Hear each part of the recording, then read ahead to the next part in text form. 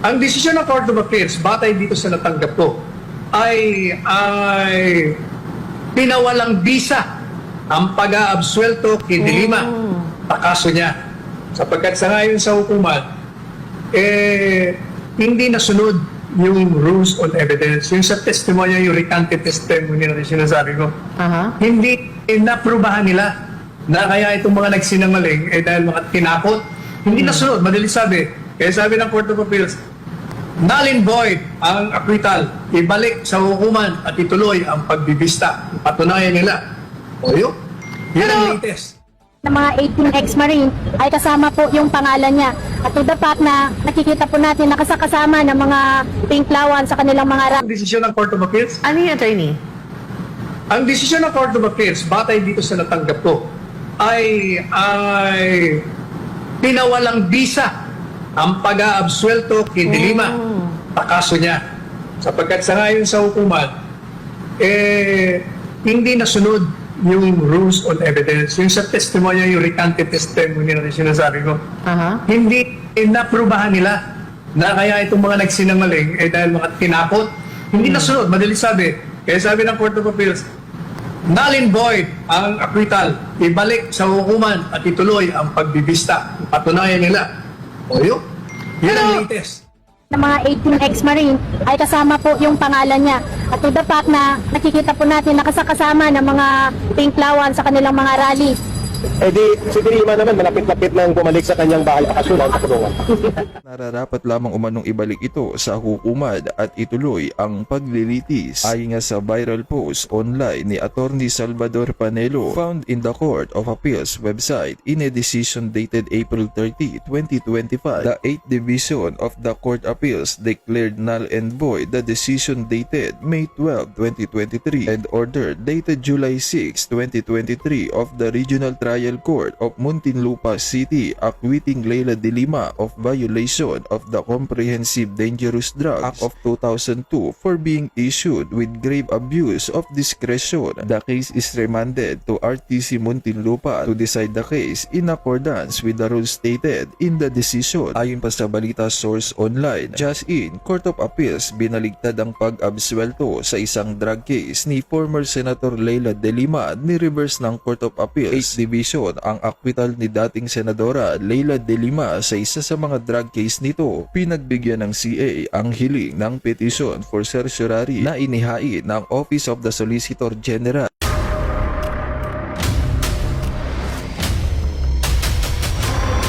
Bago tayo mag-umpisa, baka pwede nyong i-like ang video na to. Malaking bagay ang like sa aming mga content creators. Maraming salamat po.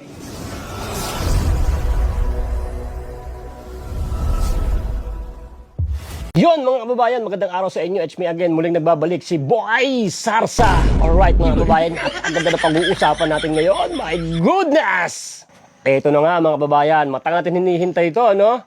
Si Laila Sabaquin, babalik na sa kulungan yan at hintayin nyo. Hindi pa man ngayon wag kayong mag-alala. Pinagbakasyon lang muna natin sa labas itong si Leila De Lima. Oo, ang tirador ng driver. Aray ko!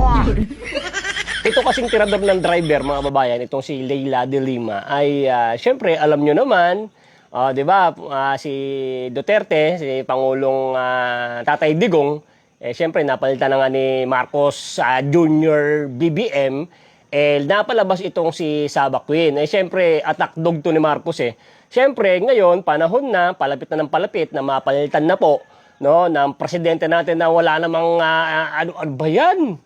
Puro kahirapan lang na nangyayari. Dapat ibalik din sa mga kulungan ang mga nagbakasyon. Aray ko, nagbakasyon ka lang pala, girl. Dahil nagbakasyon ka, Leila De Lima, no, ay talaga namang, anuhin mo na, samsamin mo na ang pagkakalaya mo dito sa makasinghot ka na ng mga ng mga simoy ng hangin kasi doon sa kulungan, no, pagbalik mo doon, iba na masisinghot mo doon. Aray ko, wala ka na driver doon, girl. Aray ko. Oy mga kababayan, preview pa lang napanood nyo. Mamaya manood tayo ng full video. Bigyan natin ng konting reaksyon itong ating vlog. So ganito mga babayan, dito sa video na to, kung gusto mong tapusin, ay talagang nagsalita na po si Atty. Panelo na talaga namang isa sa susugod o isa sa gaganap upang itong si Saba Queen kahit papaano ay mabalik na sa kulungan. Kasi sumosobra na po yung kanyang bakasyon dito sa Pilipinas.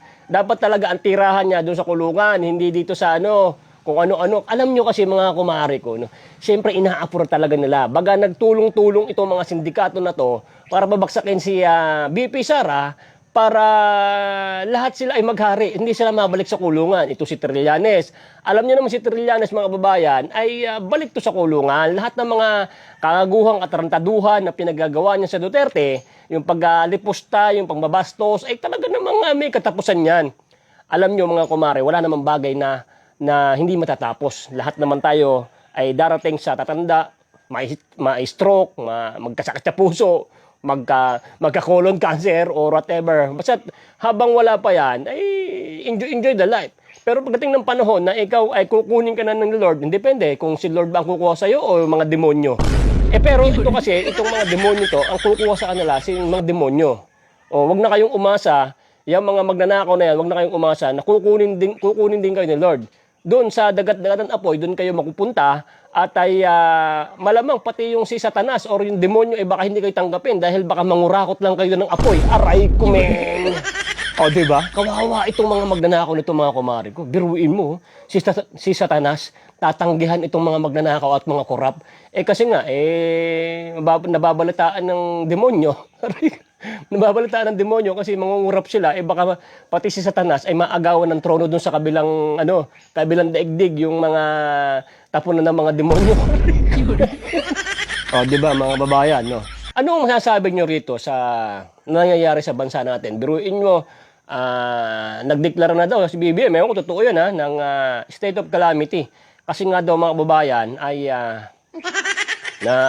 short na tayo sa diesel, sa gasolina, sa petrolyo. Alam niyo naman pangunahin na hanap buhay natin ang pagmumotor. Marami nagmumotor, sasakyan, transportation. Paano yan kung wala na tayong petrolyo? State of calamity. So wala. Kung si Tatay Digong yan, alam niya ang gagawin. Kaso itong mga ngagba, wala Hindi alam nila ang gagawin Anong gagawin ko? Ano sabi ng Pangulo? My goodness. Tapos ang nakakaasar pa dito mga babayan, alam nyo, naghihirap na ang Pilipinas. Puro Duterte pa rin ang pinag-uusapan. Mapapanood mo sa TV, kung saan-saan man, mga issue, puro Duterte ang inuuna. Baga, itong mga demonyo na to, kinalimutan na ang Pilipinas, yung mismo talaga dapat na mga problema sa bansa, hindi na napag-uusapan. Basta Duterte ng Duterte. Alam nyo kasi mga babayan, lahat sila kabado na. Tanggal lahat sa pwesto yan. Makukulong yung mga yan. Biro mo pati NBI director. Aray ko, men. Sabi ni Atty. Baligod, ginagawa mo ba kaming tanga o tanga ka talaga? Itong NBI director mga babayan ay nagtatanga-tangahan. No? Abay, sinasabi na nga ho ng mga Marines, ba't tayo nyo imbestigahan? Nakatanggap din ho ba kayo ng maleta? My goodness, kaming tatanong lang. Kasi kung hindi ho kayo nakatanggap ng maleta, meron ng ganyang witness na nagsasabi na ito sila ay nag-deliver ng mga maletang pera, dapat ay imbestigahan nyo yan. Hindi ang iniimbestigahan nyo mga witness. Ay, Rayco, grabe napaka-iengot ng mga taong Alam nyo, yung mga pinaghirapan nyo dyan sa pagiging NBI director, kung saan man kayo DPWH, ay mababaliwala yan. Kasi tatanggalin ho kayo ng Inday Sara namin. Tanggal kayo dyan at ay kakaharapin nyo yung mga kaso na isasampa talaga sa inyo at ay alam nyo naman ng Duterte, hindi kayo papatawarin yan. Kung anong ginawa nyo, sabi naman ni Inday Sara, kung anong ginawa nyo sa amin, pamilya ko, na Galay Pusta, Binalahura, tinarantado, ay babawian kayo. Hindi siya katulad ni Benigno Aquino, si Inday Sara. Mas matapang pa po si Inday Sara kaysa sa tatay niya. Kaya nga ho, itong mga demonyong kawatan ay nagtutulong-tulong, itong mga sindikatong to, nagtutulong-tulong na para si Inday Sara mapabagsak. Okay? Pero sabi nga ni Coach Oli dito, kailangan sama-sama po tayo. Hindi ito kaya lang ni BP Sara. Lahat ng mga supporters ni Inday Sara sa buong Pilipinas ay talagang nagkakaisa na. Makikita nyo yan sa Facebook, talagang Inday Sara, wala na. At alam nyo naman kasi ngayon, sa panahon ngayon ay napakadaming mga bangag na, maraming drug addictos, benedictos, maraming holdupper, pinapatay dito, pinapatay doon.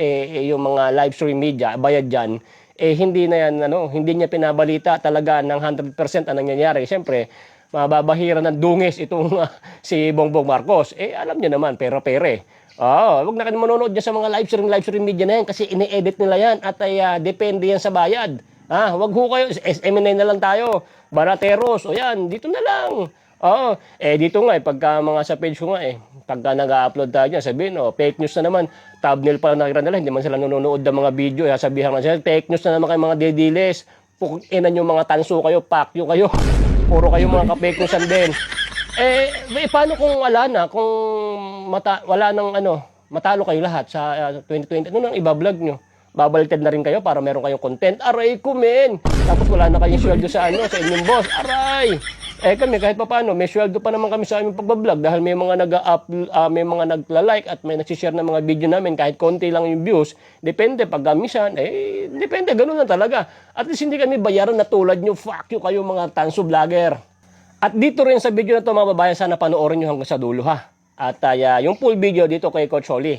I-subscribe nyo siya, lahat ng mga Banateros brothers, yan mga boss namin yan. Ako po si Boy Sardinas, isa sa membro ng Banateros Vloggers, antayin nyo, pag pinalabas na kami ni Boss Banat Bay sa lansangan, tingnan natin ang survey, 100% walang cut na video.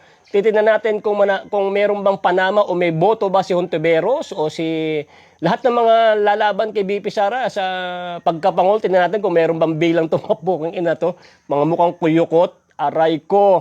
At ang mga yan ay nakakahiya. Tapos magkakandidato sila, yung lalakad sa highway, kakaway-kaway, ang isisigaw Duterte. Aray ko.